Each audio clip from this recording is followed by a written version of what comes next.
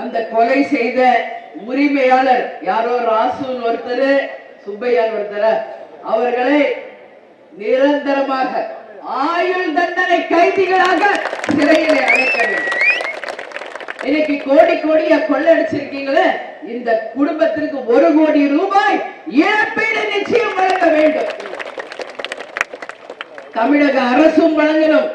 அந்த குவாரி உரிமையாளர்களும் நிச்சயமாக இந்த குடும்பத்திற்கு ஒரு மிகப்பெரிய தொகையை தந்து அவர்களுக்கு நீதியை வழங்கணும் சொல்லி இந்த நேரத்தில் நான் கேட்டுக்கொள்கிறேன். நீங்க எல்லாரும் துணை நில்லுங்கள்.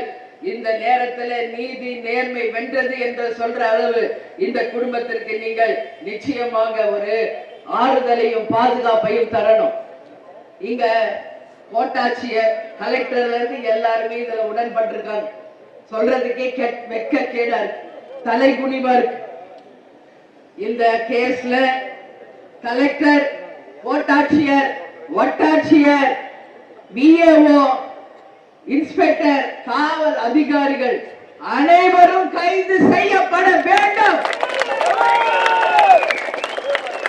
சிபிசிஐடி இந்த வழக்கை கையில் எடுத்து உண்மையை மக்களுக்கு வெள்ளை அறிக்கையாக தந்து அவர்களுக்கு நிச்சயமாக தண்டனை தரணும். குவாரி உரிமையாளர்களுக்கு ஆயுள் கால தண்டனையை தரணும். அந்த லாரி ஏற்று கொண்ட அந்த டிரைவருக்கு மரண தண்டனையை தர வேண்டும். அப்பதான் இந்த மாதிரி நிகழ்வுகள் இனி தமிழ்நாட்டில் எங்கும் நடக்காத வண்ணம் நிச்சயம் அதை தடுக்க முடியும் என்பதுல எந்த மாற்று கருத்துமே கிடையாது.